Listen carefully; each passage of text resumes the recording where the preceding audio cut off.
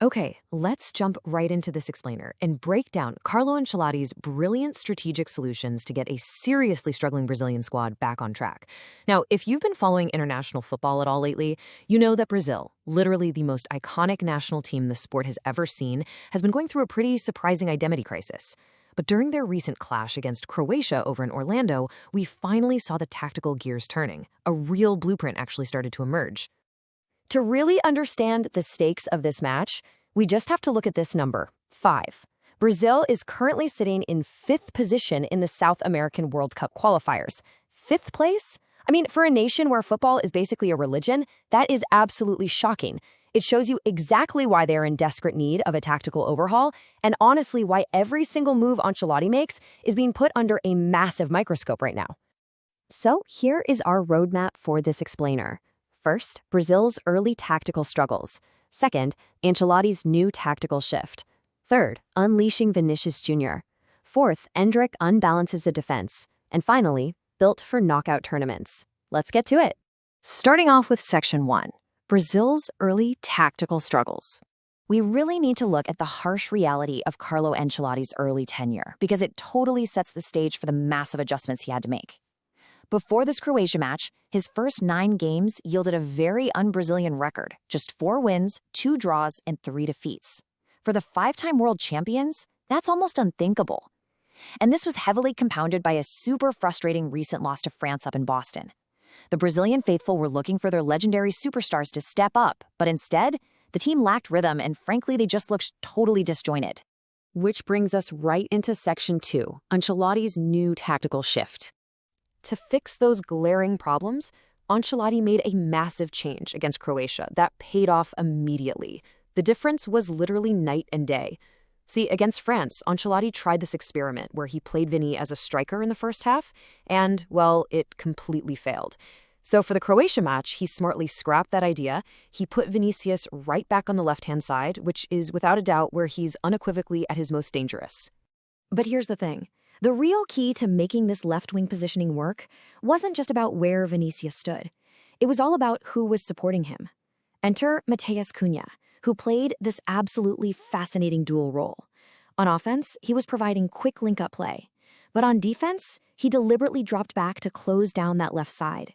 This completely relieved Vinícius of his defensive duties. It meant Vini could literally just catch his breath and rest while Croatia had the ball. And that sets up Section 3 perfectly, unleashing Vinícius Júnior. By taking away those defensive chores, Ancelotti created an absolute monster on the counterattack. This brilliantly illustrates what I like to call the tactical magnet. It perfectly captures Vini's sheer gravity on the pitch. Because he was resting during Croatia's attacks, the exact second Brazil won the ball back, Vinícius was coiled and ready to strike. The Croatian defenders were absolutely terrified of him, and Ancelotti turned that fear into his greatest weapon. We saw this executed to absolute perfection for Brazil's first goal right at the end of the first half. It started from a Croatian corner, and the counterattack was lightning fast. Cunha pushes it to Vini. Vini just holds it and patiently draws in 3 separate defenders. They completely took the bait.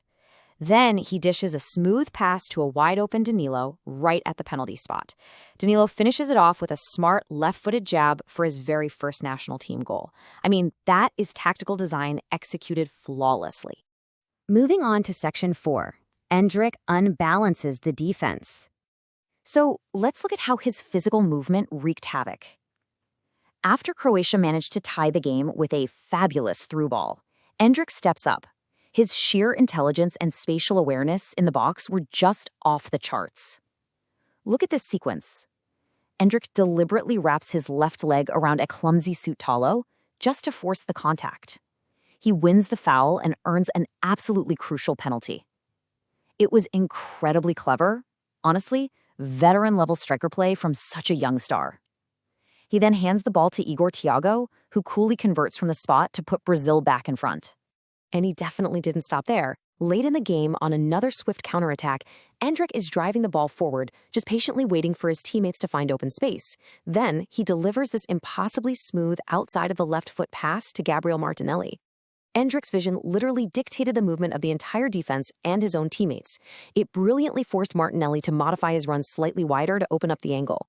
Martinelli makes amends with his left foot and scores Brazil's third goal. When you think about it, Endrick essentially manufactured both of those critical goals.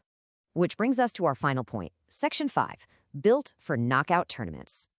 Now, what does all this mean for Brazil's future? Well, context is everything here. History has just not been kind to Brazil recently. They're still heavily haunted by the anguish of that devastating 7-1 home semifinal loss to Germany back in 2014. And more recently, they've suffered agonizing quarterfinal exits in 4 of their last 5 World Cups. It's been 5 full World Cup cycles since they last lifted the trophy. The pressure on this team to reclaim their identity is absolutely massive. However, Carlo Ancelotti brings a very specific, elite kind of pedigree to the job. His legendary track record in the Champions League proves he is a total master at navigating the intense, suffocating pressure of knockout tournaments. He knows exactly how to set up a team to survive difficult moments, how to exploit an opponent's specific weaknesses, and how to utilize a counterattack to absolute perfection when it's a winner-takes-all scenario. So, I'm going to leave you with this final thought to ponder. Is this new blueprint, anchored by Ancelotti's tactical genius, Vini's magnetic gravity, and Endrick's disruptive movement, the exact cure for Brazil's World Cup curse? Or are the ghosts of quarterfinals past just going to haunt them all over again? Only time will tell. Thanks for exploring this explainer with